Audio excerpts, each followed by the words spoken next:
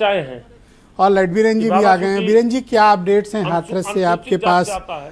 FIR में इस व्यक्ति का, सूरजपाल का नाम न होना और कोई कार्रवाई अभी किसी तरह की न होना, किसी की गिरफ्तारी नहीं, किसी भी अधिकारी, पुलिस प्रशासन किसी के खिलाफ कोई एक्शन न लेना, ये बड़ा स्तब्ध करता है। बिल्कुल, देखिए कल से जिस तरह से हंगामा मचा पूरे देश में इस बात को लेकर कि हाथरस में ये क्या हो गया, कैसे भगदड़ हो गई, इतने लोग मारे जा रहे हैं और आज खोदा पहाड़ निकली चूहिया। सारा हंगामा इस बात पर सिमट कर आ गया कि सेवादारों ने धक्काबाजी की, जोर जबरदस्ती की, जिसके चलते भगदड़ मच गई और लोग मारे गए।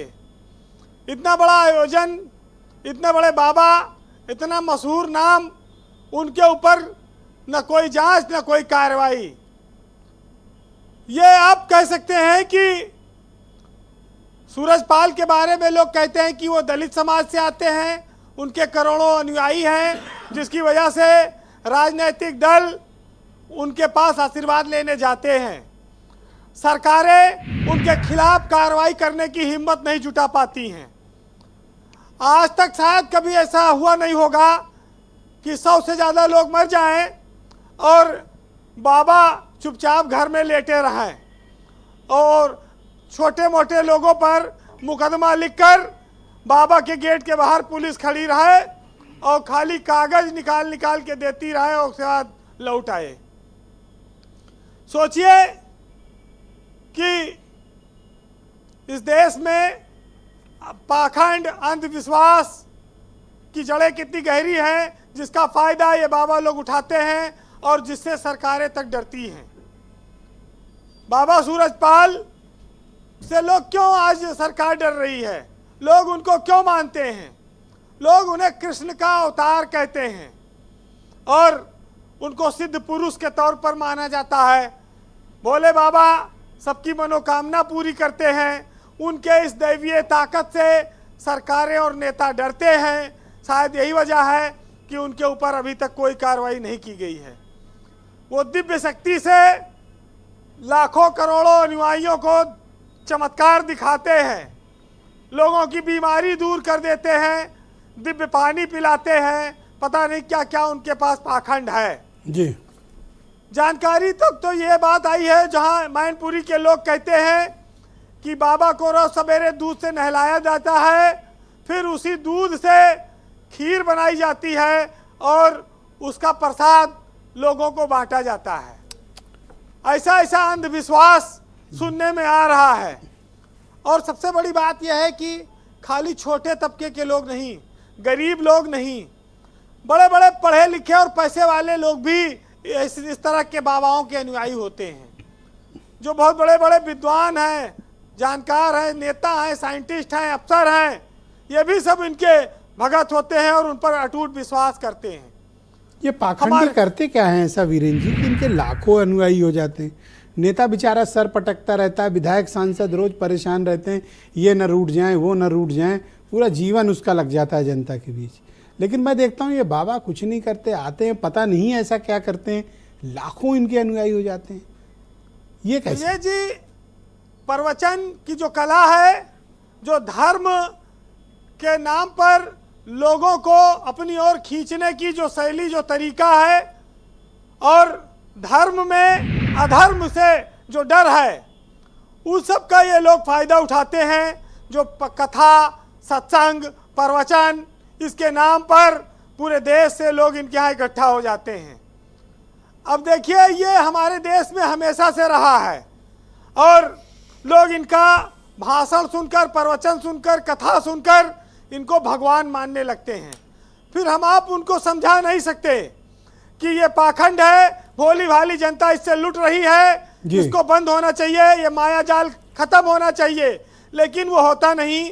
और जब पढ़े लिखे लोग और पैसे वाले लोग वहाँ जाते हैं तो उनके इस अभियान को, इस पाखंड को और ताकत मिल जाती है।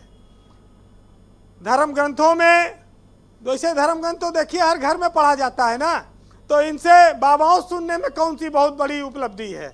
बाबा जितने हैं, ये कितना धर्म ग्रंथ के बारे में जानते हैं, लेकिन जी वीरेंद्र जी, ये एक ऐसी दुकान तैयार करते हैं, कमेटी बनाएंगे, समिति बनाएंगे, आयोजन समिति बनाएंगे, करोड़ों करोड़ रुपया चंदा आएगा और आलीशान जिंदगी जिएंगे। ब्रजेश जी, कौन बाबा चार्टर प्लेन से हो, 5 स्टार होटल में हो? आज के ज़माने में देखिए कौन नहीं चल रहा है। कबीर भी तो इस देश में महात्मा हुए, बुद्ध भी तो हुए, महावीर हुए। कौन सा 5 स्टार होटल था? कौन सा पुष्पक विमान से वो उड़ते थे? कौन सा वो चमत्कार कर देते थे, धरती पाताल आकाश सब एक कर देते थे? लेकिन यहाँ सब देखिए, आज इतने लोग मर गए, एको आदमी के बाबा जिंदा तो कर नहीं सकते, लेकिन इनकी सुख सुविधाएं देखिए आलीशान हैं। बड़े बड़े बंगलों में ये लोग लिखते हैं।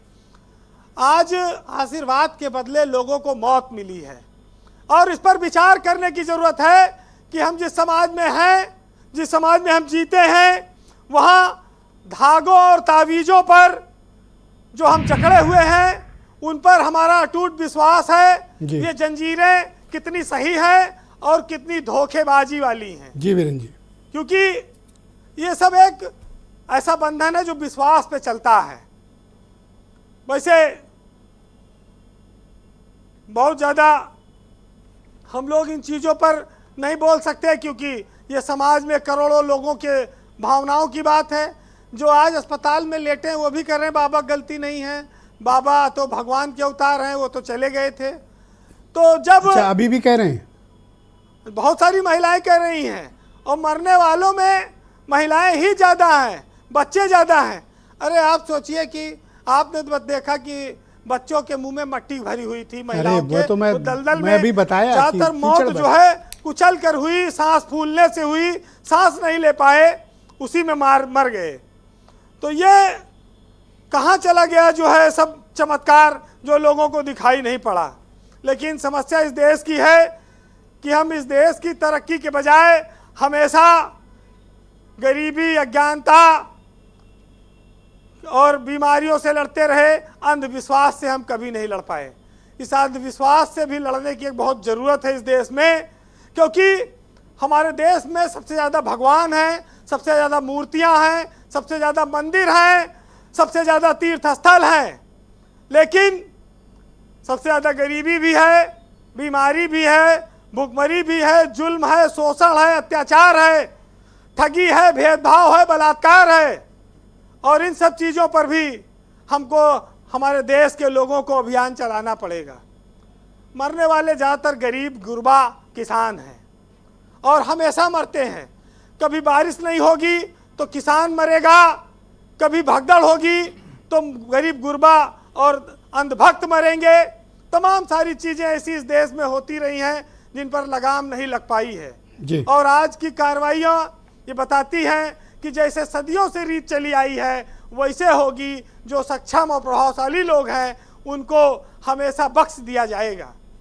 बहरहाल हमारे यहाँ रफ़ीक सदानी एक शायर थे, वो सरकारों की ऐसी हालत पर, गरीब गुरबा और किसानों की दुर्दशा पर बड़ा बेबाक लिखते थे।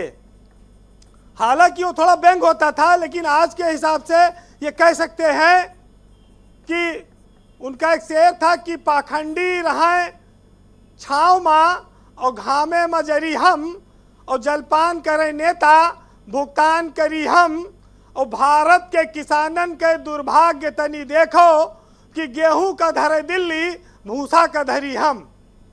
बहुत शुक्रिया वीरेंद्र जी, ग्राउंड जीरो से लोगों की तकलीफ़ और वो ऐसा क्यों करते हैं, ये इसका ऑब्जर्वेशंस हम तक पहुंचाने के लिए। बहन भाइयों, इस परिचर्चा का दूसरा चरण